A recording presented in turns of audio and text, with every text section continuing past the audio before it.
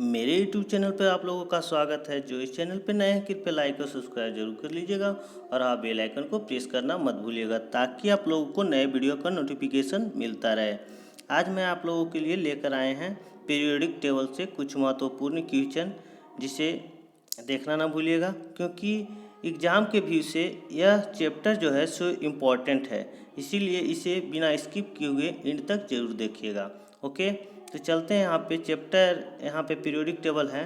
पहले periodic table के बारे में हम लोग जानते हैं कि क्या क्या पीरियोडिक टेबल में क्वेश्चन बनता है। उसके बाद हम इसमें जो है सो ऑब्जेक्टिव करेंगे। 40 प्लस ऑब्जेक्टिव इसमें महत्वपूर्ण ऑब्जेक्टिव क्वेश्चन है, इसीलिए बिना स्किप किए हुए इसे एंड तक जरूर देखिएगा। ओके, तो चलते हैं यहाँ पे स्टार्ट करते हैं।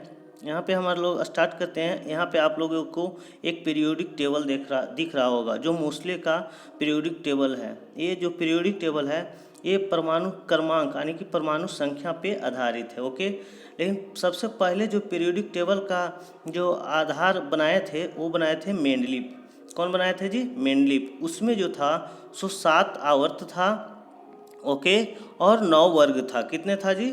9 वर्ग था और 7 आवर्त था। क्या था जी? 7 आवर्त था और 9 वर्ग था। ओके, लेकिन मोस्टली ये मेंडलीव जो थे सो 1869 के करीब बनाए थे, 1869 ईस्वी के करीब। ओके, क्योंकि जो मेंडलीव थे, मेंडलीव जो एक रूसी वैज्ञानिक थे। क्या थे जी? रूसी वैज्ञानिक। लेकिन जब मोस्ले ने 1913 ईस्वी में एक आधुनिक आवर्त सारणी का निर्माण किया, वो भी परमाणु संख्या के आधार पर, जबकि मेंडलीव जो किए थे वो परमाणु भार के आधार पर किए थे। ओके, तो जब 1913 ईस्वी में मोस्ले ने पीरियोडिक टेबल का निर्माण किया, उस समय मोस्ले जो थे ब्रिटिश वैज्ञानिक थे। कहाँ के वैज्ञानिक थे? तो ब्रिटिश वैज्ञानिक। तो आज हम लोग आधुनिक पीरियोडिक टेबल यानी कि मोस्ले के पीरियोडिक टेबल पर आधारित और मेंडलीव के पीरियोडिक टेबल पर आधारित कुछ महत्वपूर्ण जानकारी हम लोग हासिल करेंगे और उसके बाद ऑब्जेक्टिव क्वेश्चन को बनाएंगे। तो यहाँ पे चलते हैं पीरियोडिक टेबल में। यहाँ पे पीरियोडिक टेबल में बता रहा है, देखिए मोस्ले जो आधारित पीरियोडिक टेबल है यहाँ पे, इसमें 7 आवर्त था। कितने आवर्त था जी? 7 आवर्त था और 18 वर्ग। कितने जी? 18 वर्ग। ये क्षैतिज कतार को हम लोग जो कहते हैं, क्षैतिज कतार को हम लोग कहते हैं आवर्त और जो ऊर्ध्वाधर कतार है इधर, इसको हम लोग कहते हैं वर्ग। ओके, तो 18 वर्ग था, जबकि मेंडलीव के आवर्त सारणी में 9 वर्ग था। ओके, लेकिन आवर्त सारणी में वर्ग की संख्या मेंडलीव के समय 9 और जबकि मोस्ले के समय 18 था। ओके, लेकिन आवर्त सारणी में 7 आवर्त मेंडलीव के भी समय में था, जबकि मोस्ले के समय में भी 7 आवर्त है। अभी जो हम लोग पीरियोडिक टेबल पढ़ते हैं, आधुनिक पीरियोडिक टेबल, उसमें 7 आवर्त और 18 वर्ग है। ओके, तो इसमें बात करते हैं हम लोग। यहाँ पे इसमें प्रथम जो यहाँ पे दिया हुआ है first A, second A, third ए, ऐसे करके दिया हुआ है यहाँ पे। तो यहाँ पे हम लोग चलते हैं। देखिए यहाँ पे बात करते हैं हम लोग। इसमें फर्स्ट ए का जो सभी जो तत्व होंगे वो सब होंगे क्या जी? क्षारीय धातु। क्या होंगे? क्षारीय धातु। ओके, और उप धातु की हम लोग बात करते हैं तो उप धातु यहाँ पे है। उप धातु देखिए यहाँ पे ये सब है जी, उप धातु यहाँ पे ये सब है। ओके, उसके बाद जो आता है जी वो यह धातु आता है। क्या जी? यह धातु। इधर जो है सब अधातु। ओके, और इसके बाद हम लोग बात करते हैं तो 7A में, क्या जी? 7A की यानी 17 वर्ग अति आवर्त वर्ग 17 में। ओके, वर्ग 17 7A में तो बात करते हैं वो क्या है जी? हाइलोजन तत्व। क्या है जी? हाइलोजन ए वर्ग किसको कहते हैं? तो 17 के साथ एक। ओके, जबकि उसके बाद जो ये सब है ये अक्रिय गैस है। क्या है जी? अक्रिय गैस। ओके, उसके बाद यहाँ पे नीचे आते हैं तो सबसे छोटा जो आवर्त है यहाँ पे वो फर्स्ट आवर्त है, लेकिन सबसे लंबा आवर्त जो है सो 6वां आवर्त है। कौन जी? 6ठा आवर्त है। ओके, लेकिन फर्स्ट आवर्त में दो तत्व और उसके बाद जो है सो दूसरे और तीसरे में 8 और फिर चौथे और पाँचवें में 18, जबकि छठे में 32 और 7वां जो है सो अधूरा आवर्त है। ओके, तो चलते हैं आवर्त सारणी के बारे में कुछ और हम लोग जानते हैं। यहाँ पे आगे चलते हैं। आगे हम लोग चलते हैं तो आवर्त सारणी में अगर ऊपर से नीचे हम लोग आते हैं तो उसमें जो होता है सो एटॉमिक रेडियस जो है सो इंक्रीज करते जाता है। क्या होता है जी, यानी कि एटॉमिक रेडियस जो है सो बढ़ते जाता है। ओके, जबकि यहाँ पे हम लोग जाते हैं कहाँ, अगर हम लोग जाते हैं क्या जी, बाएं से दाएं की तरफ, किधर, बाएं से दाएं की तरफ जाते हैं तो यहाँ पे आयोनाइजेशन एनर्जी बढ़ते जाता है। ओके, और इलेक्ट्रॉन अफिनिटी भी बढ़ते जाता है। ठीक, अगर हम लोग जो है सो दाएं से बाएं आते हैं तो एटॉमिक रेडियस बढ़ते जाता है। ठीक, और इधर हम लोग चलते हैं, ऊपर से नीचे जब जाते हैं तो आयोनाइजेशन एनर्जी जो है सो बढ़ते जाता है और इलेक्ट्रॉन अफिनिटी भी बढ़ते जाता है।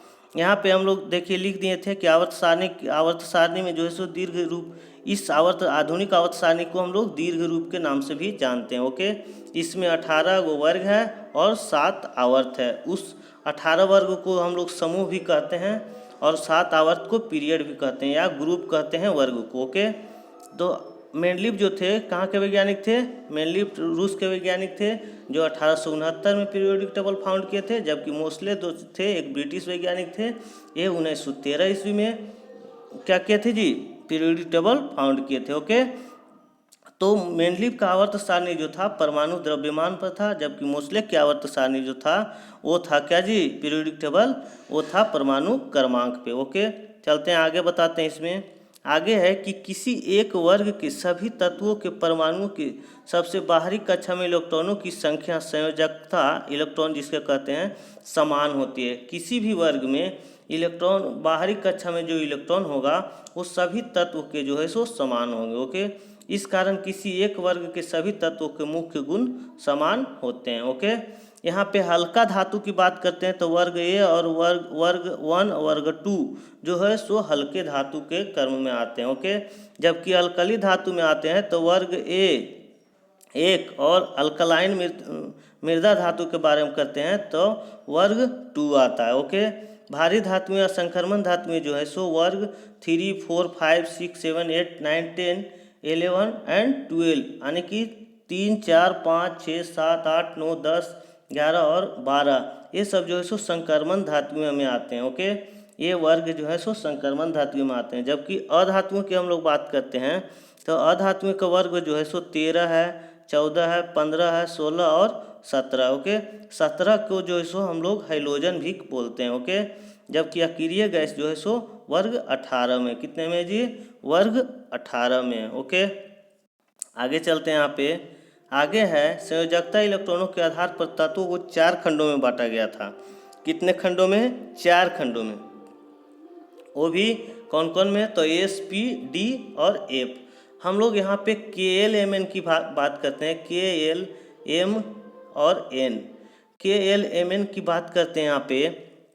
यहाँ पे लिखते हैं के एल एम और एन। ओके, तो के एल एम एन जो था, के एल एम और एन, इसमें जो है सो किस तरीक़ा से इलेक्ट्रॉनों का स्थानांतरण किया जाता है, इसका फार्मूला होता है 2n स्क्वायर। क्या होता है जी, 2n स्क्वायर। कि प्रथम कक्षा में जब कक्षा को बांटा जाता है कुछ इस तरीक़ा से, 1 कक्षा, 2 कक्षा, 3 कक्षा, तो 1 कक्षा, 2 कक्षा ये हो गया, ये 3 कक्षा, तो इसको इस फार्मूला में रख के n जो होता है कक्षों की संख्या होता है। तो k में होता है 2 इलेक्ट्रॉन, जबकि l में होता है 8 और जबकि m में होता है 18 और यहाँ पे बात करते हैं n में होता है 32। कुछ इसी तरीक़ा से आगे बढ़ते जाता है। ओके, 2n स्क्वायर के फार्मूला पर अगर n का मान 1 रखते हैं तो 2 आता है, 2 रखते हैं तो यहाँ 8 आता है और 3 रखते हैं तो 18 आता है, 4 रखते हैं तो 32 आता है। ओके, तो आगे हम लोग यहाँ पे बात करते हैं यहाँ पे कि एस ब्लॉक वर्ग, क्या जी, एस ब्लॉक वर्ग में, एस ब्लॉक जो वर्ग था जी, क्या था, एस ब्लॉक वर्ग, क्या जी, एस ब्लॉक वर्ग फर्स्ट तथा यहाँ पे वर्ग फर्स्ट और वर्ग सेकेंड पी ब्लॉक में। यहाँ पे देखिए एस ब्लॉक में कौन कौन आता है, वर्ग फर्स्ट और वर्ग सेकेंड, जबकि पी ब्लॉक में जो है सो 13 से 18 तक आता है। ओके, और जबकि डी ब्लॉक जो है सो 3 से लेकर 12 तक है, डी ब्लॉक 3 से लेकर 12 तक, और एफ ब्लॉक जो है सो लैंथेनाइड और एक्टेनाइड प्रतिनिधित्व करता है। यहाँ पे हम लोग पीरियोडिक टेबल में आते हैं तो लैंथेनाइड और एक्टिनाइड जो है सो देखिए यहाँ पे नीचे नज़र आ रहा होगा, लैंथेनाइड और एक्टिनाइड। तो ये जो है सो एफ ब्लॉक में आता है। कौन सा ब्लॉक में आता है जी? तो एफ ब्लॉक में आता है। ओके, फिर आगे यहाँ पे आते हैं, तो यहाँ पे बात कर रहा था कि प्रतिनिधित्व वहाँ एक्टिनाइड और लैंथेनाइड, तो वर्ग फर्स्ट और वर्ग सेकेंड को जो है सो एस ब्लॉक, पी ब्लॉक को वर्ग 13 से लेकर वर्ग 18 तक के जो है वर्ग उसको पी ब्लॉक कहते हैं, और डी ब्लॉक जो कहते हैं 3 से लेकर 12 तक। जबकि एफ ब्लॉक के नाम बात आती है तो लैंथेनाइड और एक्टिनाइड का नाम आता है, जो नीचे दिया गया था पीरियोडिक टेबल में। ओके, यहाँ हम लोग बात करते हैं एस ब्लॉक और पी ब्लॉक के तत्व सब सम्मिलित रूप से संक्रमण तत्व, ठीक, और डी ब्लॉक के तत्व आंतरिक संक्रमण तत्व कहलाते हैं। जबकि एफ ब्लॉक के तत्व इन्हें विरल मृदा तत्व भी कहते हैं। ओके, चलते हैं आगे आते हैं। तो यहाँ पे बात करते हैं आवर्त सारणी के बारे में। तो प्रथम आवर्त में हम जबकि वहाँ पे बता दिए थे कि प्रथम आवर्त में टू तत्व कितना है जी? 2 तत्व, यानी कि 2 तत्व है, यह सबसे छोटा आवर्त है। उसके बाद दूसरे और तीसरे आवर्त की बात करते हैं तो इसमें जो है सो 8 तत्व है, इन्हें लघु आवर्त कहते हैं। ओके, जबकि चौथे और पाँचवें आवर्त में 18 तत्व है। कितना है जी? 18 तत्व, इन्हें दीर्घ आवर्त कहते हैं। ओके, इन्हें आवर्त सारणी में 32 तत्व, यह छठे आवर्त में 32 तत्व है। कितना है जी? 32 तत्व, यह सबसे बड़ा आवर्त है। ओके, जबकि सातवां आवर्त जो है सो अपूर्ण है अभी। ओके, अभी ज्ञात तत्वों में 118 तत्व मौजूद है। ओके, आगे चलते हैं। आगे इसमें बताते हैं कि छठे आवर्त तीसरे वर्ग में परमाणु क्रमांक 57 से 71 तक के तत्व इन्हें लैंथेनाइड कहते हैं। अभी बताए थे कि लैंथेनाइड किसको कहते हैं। ओके, ए ब्लॉक में आता है। जबकि सातवें आवर्त के तीसरे वर्ग परमाणु क्रमांक 89 से 103 तक के तत्व इन्हें एक्टिनाइड के नाम से जानते हैं। ओके, तो यहाँ पे हम लोग अब कुछ जो है सो ऑब्जेक्टिव करेंगे।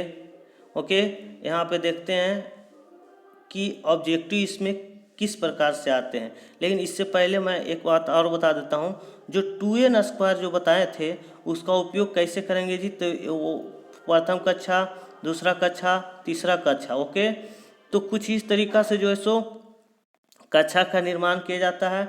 तो फर्स्ट, सेकेंड और थर्ड, ठीक। अगर n का मान 1 रखते हैं तो 2 × 1 का स्क्वायर कितना जी? 1, यानी कि इक्वल टू 2। तो k में कितना हो जाएगा? 2। उसके बाद आता है k, और उसके बाद आता है l, उसके बाद m, उसके बाद n। तो उसी प्रकार से l में रखेंगे 2 और m में रखेंगे 3 और n में रखेंगे 4। n का मान जो 2n² हम जो फार्मूला बताए यहाँ पे 2n²। कक्षा में इलेक्ट्रॉनों की संख्या बराबर, कक्षा में इलेक्ट्रॉनों की जो संख्या बराबर बताए थे 2n²। ओके, तो चलते हैं ऑब्जेक्टिव क्वेश्चन की तरफ। ऑब्जेक्टिव क्वेश्चन से हम लोग और जो है सो विशेष जानकारी हासिल करेंगे, तो इसे बिना स्किप किए हुए देखिएगा जी ऑब्जेक्टिव क्वेश्चन को। चलते हैं ऑब्जेक्टिव क्वेश्चन की तरफ। ऑब्जेक्टिव क्वेश्चन यहाँ पे कि आवर्त सारणी में प्रश्न है जो ऑब्जेक्टिव क्वेश्चन यहाँ पे फर्स्ट क्वेश्चन है यहाँ पे कि तत्वों का पहले वर्गीकरण किसने किया? तत्वों का पहले वर्गीकरण किसने किया? ओके, तो तत्वों का जो है सो सबसे पहले जो वर्गीकरण किए थे वो किए थे जी डोब्रेनर। किसने किए थे जी? डोब्रेनर। लेकिन सबसे पहले आवर्त सारणी की बात करेगा तो मेंडलीफ किए थे। ओके, तो हम आगे और बताते हैं। यहाँ पे पहले समझिए पहला क्वेश्चन यहाँ पे कि तत्वों का पहले वर्गीकरण किसने किया था? तो ये किया था जी डोब्रेनर। ओके, चलते हैं आगे क्वेश्चन की तरफ। क्वेश्चन है अगला कि तत्वों के वर्गीकरण से संबंधित त्रिक का नियम प्रतिपादित किसने किया था? त्रिक के नियम की बात किया यहाँ पे, त्रिक नियम कि तत्वों के वर्गीकरण से संबंधित त्रिक का नियम प्रतिपादित किसने किया था? तो ये भी किया था जी डोब्रेनर। किसने किया था जी? डोब्रेनर। ओके, अगला क्वेश्चन की तरफ चलते हैं। अगला क्वेश्चन यहाँ पे तत्वों के वर्गीकरण से संबंधित अष्टक का नियम का प्रतिपादन किसने किया? अष्टक के नियम का प्रतिपादन किसने किया? यहाँ पे आया है अष्टक के नियम का प्रतिपादन। तो अष्टक के नियम का प्रतिपादन जो है सो यहाँ 4 ऑप्शन है, ड्यूमा, डोब्रेनर, न्यूलैंड, मेंडलीफ।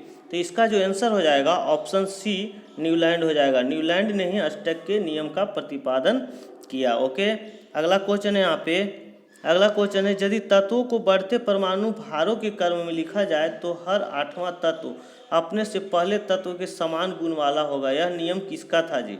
आप लोग बता सकते हैं, हम पहले भी बता चुके हैं। यदि तत्वों को बढ़ते परमाणु भारों के क्रम में लिखा जाए तो हर 8वां तत्व अपने से पहले तत्व के समान गुण वाला होगा। यह नियम किसका था?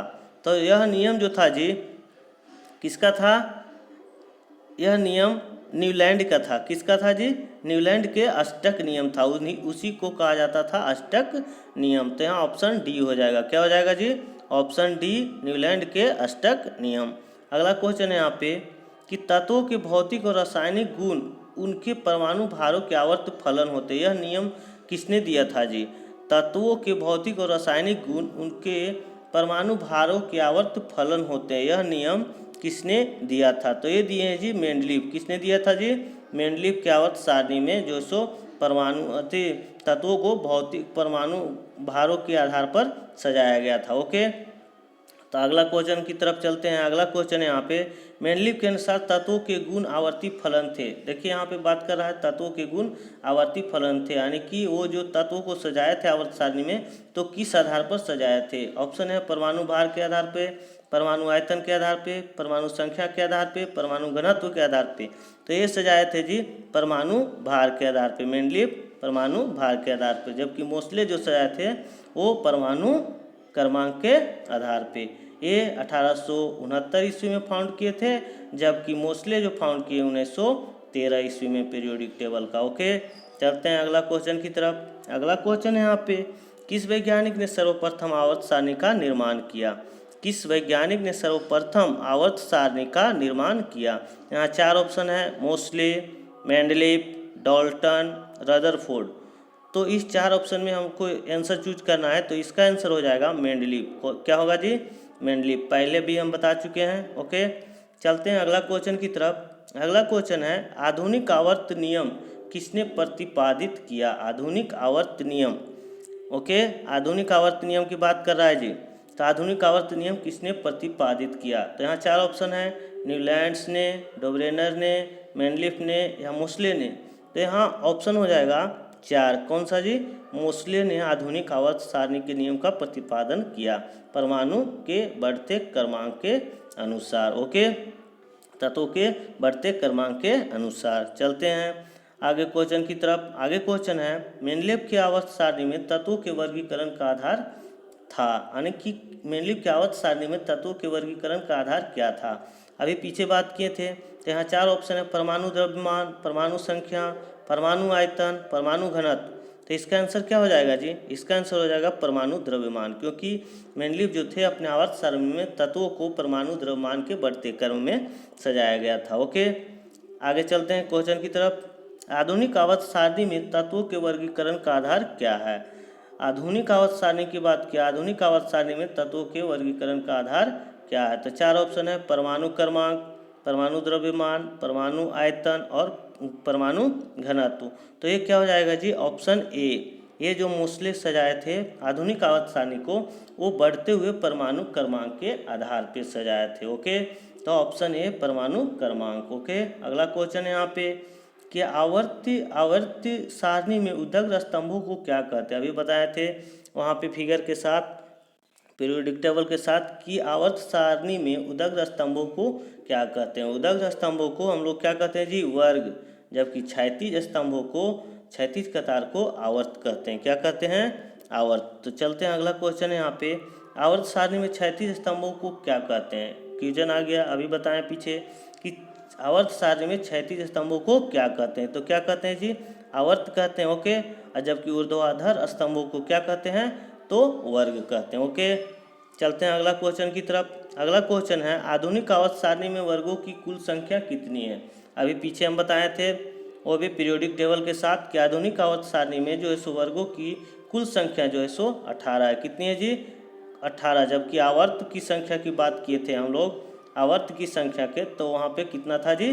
7। ओके, चलते हैं अगला क्वेश्चन की तरफ। अगला क्वेश्चन है, आधुनिक आवर्त सारणी में तत्वों की कुल कितनी संख्या है? आधुनिक आवर्त सारणी में आवर्तों की जी, तत्वों के नहीं सॉरी, आवर्तों की कुल कितनी संख्या है? जो पीछे हम बता चुके हैं, आधुनिक आवर्त सारणी में आवर्तों की कुल कितनी संख्या है। तो अभी बताए थे जी 7, ओके। जबकि वर्गों की संख्या की बात किया जाए तो कितना है जी 18 आधुनिक आवर्त सारणी में। जबकि मेंडलीव के आवर्त सारणी में वर्गों की संख्या की बात किया जाए तो 9 वर्ग था। कितना वर्ग था जी 9 वर्ग मेंडलीव के आवर्त सारणी में, ओके।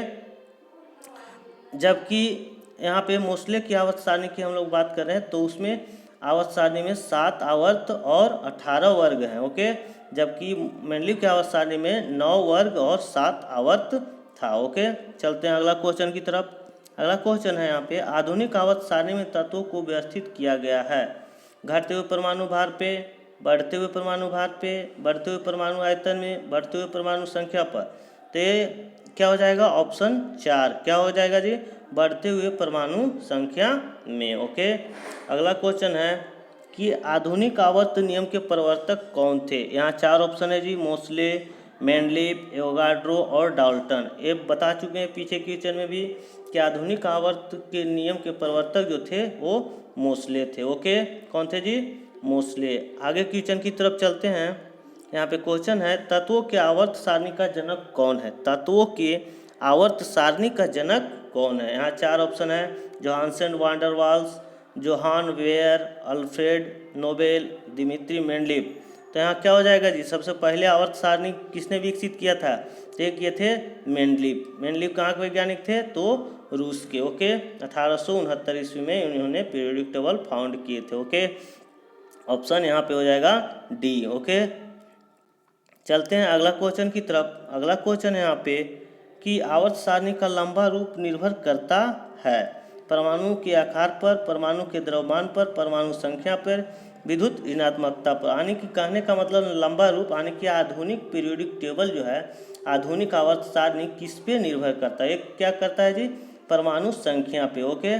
जबकि मेंडलीव के जो आवर्त सारणी थे वो परमाणु भार पे डिपेंड करता था, ओके। तो चलते हैं अगला क्वेश्चन की तरफ। अगला क्वेश्चन है निम्न में से किस आधुनिक आवर्त सारणी आधारित है। निम्न में से किस पर जो है सो आधुनिक आवर्त सारणी जो है सो आधारित है। 4 ऑप्शन है परमाणु आयतन, परमाणु संख्या, परमाणु भार, परमाणु आकार। तो यहाँ पे बता चुके हैं आधुनिक आवर्त सारणी जो है सो परमाणु संख्या पे आधारित है। जबकि मेंडलीव की आवर्त सारणी परमाणु भार पे आधारित था, ओके। चलते हैं अगला क्वेश्चन की तरफ। अगला क्वेश्चन है यहाँ पे तत्वों के भौतिक और रासायनिक गुण उनकी परमाणु संख्या के आवर्त फलन होते हैं। यह नियम किसने प्रतिपादित किया। तत्वों के भौतिक और रासायनिक गुण के परमाणु संख्या के आवर्त फलन होते हैं, यह नियम किसने प्रतिपादित किया। तो एक किया था जी मोस्ले। किसने प्रतिपादित किए परमाणु संख्या यानी कि आधुनिक आवर्त सारणी तो मोस्ले। तो ऑप्शन बी ए आंसर सही होगा, ओके। अगला क्वेश्चन है यहाँ पे अकीरीय तत्व किस समूह के सदस्य हैं। अकीरीय तत्व जो है सो किस समूह के सदस्य हैं। शून्य समूह के, 7 समूह के, 8 फर्स्ट ए। तो यहाँ पे क्या हो जाएगा जी शून्य समूह के। ऑप्शन ए बताए थे वर्ग 18 के जो सभी तत्व हैं वो अकीरीय गैस कहे जाते हैं। अकीरीय गैस की जो है सो जो संयोजकता क्या होता है जी शून्य होता है। संयोजी इलेक्ट्रॉनों की संख्या शून्य होती है, ओके। चलते हैं अगला क्वेश्चन की तरफ कि क्षार धातुओं को आवर्त सारणी के किस समूह में रखा गया है। क्षार धातुओं को आवर्त सारणी के किस समूह में रखा गया है। पीछे बताए हैं थे यहाँ पे ऑप्शन है कि first A, first B, second B, third B. तो यहाँ हो जाएगा आंसर इसका फर्स्ट ए। फर्स्ट ए में जो है सो सभी धातुएं क्षार धातुएं हैं। क्या है जी क्षार धातुएं हैं, ओके। अगला क्वेश्चन है यहाँ पे किस समूह के तत्वों को सिक्का धातु कहते हैं। यहाँ ऑप्शन है first A, first B, second A, third A. तो यहाँ क्या हो जाएगा सिक्का धातु की बात किया है तो सिक्का धातु जो है सो फर्स्ट बी में है, ओके। फर्स्ट बी को हम लोग सिक्का धातु के नाम से जानते हैं। अगला क्वेश्चन है यहाँ पे कि शून्य समूह में रखे गए तत्व किस नाम से जाने जाते हैं। शून्य समूह में यानी कि 18 वर्ग 18 में जो है तत्व रखा हुआ उसको हम लोग किस नाम से जानते हैं। तो पीछे बताए थे उसको हम लोग क्या कहते हैं जी निष्क्रिय तत्व या निष्क्रिय गैस जो भी कहते हैं हम लोग क्या कहते हैं निष्क्रिय तत्व, ओके। तो क्या क्या क्या हो जाएगा यहाँ पे आंसर ऑप्शन डी निष्क्रिय तत्व, ओके। चलते हैं अगला क्वेश्चन की तरफ। अगला क्वेश्चन है यहाँ पे कि आवर्त सारणी में दो तत्व का नाम फ्रांस के नाम पर है, उनमें से एक फ्रांसियम और दूसरा का नाम क्या है जी। तो यहाँ पे चार तत्व है, इसमें से चूज करना है कि दो नाम जो है सो फ्रांस के नाम पे रखा गया दो तत्व का, उसमें से एक जो है सो फ्रांसियम है, दूसरा जो है सो इस चार ऑप्शन से बताना है। तो फ्लोरीन, क्रोमियम, फर्मियम और गैलियम। तो इसका जो आंसर हो जाएगा, इसका आंसर हो जाएगा क्या जी, फर्मियम। Okay, option C. चलते हैं अगला क्वेश्चन की तरफ। अगला क्वेश्चन है यहाँ, पोलोनियम की खोज किसने की। पोलोनियम की खोज जो है सो किसने की। चार ऑप्शन है, ऑस्टन, Marie Curie, Joliot, Einstein Curie. Okay, तो इस चार ऑप्शन से बताना है पोलोनियम की खोज किसने की। चलिए बताते हैं इसका आंसर। इसका आंसर होगा ऑप्शन बी, मैरी क्यूरी। क्या होगा जी, option B, Marie Curie. Okay, अगला क्वेश्चन की तरफ चलते हैं। अगला क्वेश्चन यहाँ पे, सबसे भारी धातु है। चार ऑप्शन है, चांदी, सोना, पारा और ओस्मियम। ओके, तो सबसे भारी धातु की बात किया है जी, तो सबसे भारी धातु कौन सा है, ऑप्शन डी, ओस्मियम। ओके, अगला क्वेश्चन है यहाँ पे कि सबसे हल्की धातु कौन सी है। मैग्नीशियम, एल्यूमिनियम, प्लेटिनम और लिथियम। इस चार ऑप्शन से बताना है। तो सबसे हल्की धातु जो है इस चार ऑप्शन में ऑप्शन डी हो जाएगा, लिथियम। क्या हो जाएगा जी, लिथियम सबसे हल्की धातु है। ओके, चलते हैं अगला क्वेश्चन की तरफ। अगला क्वेश्चन यहाँ पे, सबसे हल्का तत्व कौन सा है। वो सबसे हल्की धातु था, जबकि यहाँ बात कर रहा है तत्व की। तो यहाँ पे चार ऑप्शन है, हाइड्रोजन है, हीलियम है, लिथियम, सोडियम। तो यहाँ जो आंसर हो जाएगा ऑप्शन ए, हाइड्रोजन। हाइड्रोजन एक तत्व है जो सबसे हल्का तत्व है। ओके, चलते हैं अगला क्वेश्चन की तरफ। अगला क्वेश्चन यहाँ पे, कौन सा तत्व सबसे अधिक ऋणात्मक है। कौन सा तत्व सबसे अधिक ऋणात्मक की बात किया है, ऋणात्मक की। ओके, तो यहाँ चार ऑप्शन है, ऑक्सीजन, फ्लोरीन, सोडियम और क्लोरीन। तो यहाँ जो आंसर हो जाएगा इसका, जबकि इलेक्ट्रॉन बंधुता की बात करता है जी, तो यहाँ पे जो है सो क्वेश्चन अलग हो जाता है, लेकिन यहाँ पे बात क्या है, अधिक ऋणात्मकता की। तो सबसे अधिक ऋणात्मक जो होता है ऑप्शन बी, किसका होता है जी, फ्लोरीन का। ओके, फ्लोरीन का। लेकिन अधिक जो है सो बंधुता की बात करता, तो यहाँ पे आंसर हो जाता है क्लोरीन। लेकिन यहाँ पे बात क्या है, ऋणात्मकता क्या, तो ऑप्शन बी हो जाएगा, फ्लोरीन। ओके, अगला क्वेश्चन है यहाँ पे कि निम्न में कौन सा तत्व का मौलिक गुण है। निम्न में कौन जो है सो तत्व का मौलिक गुण है। परमाणु भार, परमाणु अनुभार, परमाणु संख्या, परमाणु घनत्व। तो इसमें से जो आंसर हो जाएगा इसका आंसर हो जाएगा क्या जी, इसका आंसर हो जाएगा ऑप्शन, यहाँ पे देखिए बात कर रहा है क्या जी, और कि निम्न में कौन सा तत्व का मौलिक गुण है। मौलिक गुण की बात किया है, तो मौलिक गुण जो है सो यहाँ पे क्या हो जाएगा, परमाणु संख्या पे। क्योंकि परमाणु संख्या पे जो है सो आधुनिक आवर्त सारणी आधारित है, जिस पे जो है सो अभी सभी तत्व मौजूद हैं उसी के आधार पे। ओके, चलते हैं अगला क्वेश्चन की तरफ। अगला क्वेश्चन है, पृथ्वी के पटल पर 97.2% भाग कितने तत्वों से बना है। पृथ्वी के पटल का जो है 97.2% भाग कितने तत्वों से बना। ऑप्शन है यहाँ पे 5, 8, 11, 19। तो इसका जो आंसर हो जाएगा ऑप्शन बी, कितने जी, 8 तत्वों से मिलकर बना हुआ है। पृथ्वी पटल का 97.2% भाग कितने तत्वों से मिलकर बना है, तो 8 तत्व। ओके, अगला क्वेश्चन की तरफ चलते हैं। अगला क्वेश्चन है यहाँ पे कि पृथ्वी पर सबसे अधिक मात्रा में पाए जाने वाले धातु कौन सा है। पृथ्वी पर सबसे अधिक मात्रा में पाए जाने वाली धातु की बात किया है, किसका बात किया है, धातु का। तो यहाँ पे चार ऑप्शन है, लोहा, एल्यूमिनियम, कैल्शियम, सोडियम। तो इसका जो आंसर हो जाएगा एल्यूमिनियम, क्योंकि पृथ्वी पर सबसे अधिक मात्रा में पाए जाने वाले धातु जो है सो एल्यूमिनियम है। ओके, अगला क्वेश्चन की तरफ चलते हैं। अगला क्वेश्चन है यहाँ पे, पृथ्वी पर सबसे अधिक मात्रा में पाए जाने वाले तत्व कौन है। वो धातु था जी, यहाँ पे तत्व की बात किया। ओके, तो पृथ्वी पर सबसे अधिक मात्रा में पाए जाने वाला तत्व कौन सा है। तो यहाँ पे ऑक्सीजन, सिलिकॉन, एल्यूमिनियम, लोहा। तो इसमें से ऑप्शन हो जाएगा ए, ऑक्सीजन। तत्व में जो है सो ऑक्सीजन जो है पृथ्वी पर सबसे अधिक मात्रा में है, जबकि धातु की बात किया जाए तो एल्यूमिनियम सबसे अधिक मात्रा में। ओके, चलते हैं अगला क्वेश्चन की तरफ। अगला क्वेश्चन है यहाँ पे, संक्रमण तत्व की विशेषता है, यानी किस जो है सो ब्लॉक में जो है सो संक्रमण तत्व की विशेषता है जी। यहाँ चार ऑप्शन है, D orbital, F orbital, P orbital और एस ऑर्बिटल। ओके, तो इसका जो आंसर हो जाएगा डी ऑर्बिटल को ही हम लोग क्या कहते हैं, संक्रमण तत्व कहते हैं। संक्रमण तत्व की विशेषता किसमें है, तो डी ऑर्बिटल में। ओके, किसमें जी, डी ऑर्बिटल में। चलते हैं अगला क्वेश्चन की तरफ। अगला क्वेश्चन है यहाँ पे कि प्रत्येक आवर्त का अंतिम सदस्य होता है। प्रत्येक आवर्त में जो है सो 18वां अंतिम सदस्य होता है, 18वां वर्ग जी। 18वां वर्ग में जो है सो कौन सी धातु पाए जाते हैं जी, तो निष्क्रिय गैस या निष्क्रिय धातु। ओके, तो ऑप्शन सी हो जाएगा आंसर। ओके, अगला क्वेश्चन की तरफ चलते हैं। अगला क्वेश्चन है यहाँ पे प्रत्येक आवर्त का प्रथम सदस्य होता है। प्रत्येक आवर्त का बताए थे कि प्रत्येक आवर्त में जो है सो प्रथम जो सदस्य है फर्स्ट ए का, उसको हम क्या कहते हैं, वही बात कर रहा है यहाँ पे कि प्रत्येक आवर्त का प्रथम सदस्य होता है। तो एक क्षार धातु, एक हाइड्रोजन, एक अक्रिय गैस, एक उपधातु। तो इसका जो आंसर हो जाएगा ऑप्शन ए, एक क्षार धातु। ओके, चलते हैं अगला क्वेश्चन की तरफ। अगला क्वेश्चन है यहाँ पे निम्न में से किस में शून्य इलेक्ट्रॉन सजातीय होती है। तो अभी बताए थे कि 18वें वर्ग में जो है सो इलेक्ट्रॉन जो सो पूर्णतः भरे हुए हैं, जो है सो निष्क्रिय गैस हैं, तो उसमें जो है सो इलेक्ट्रॉन जो है सो शून्य होती है। क्या होती है जी, यानी कि इलेक्ट्रॉन जो उसमें हम लोग क्या संयोजकता की बात करते हैं, संयोजी इलेक्ट्रॉन की, तो उसमें शून्य होती है। ओके, तो यहाँ पे 4 ऑप्शन है दिया हुआ है, ऑक्सीजन, फ्लोरीन, नाइट्रोजन और नियॉन।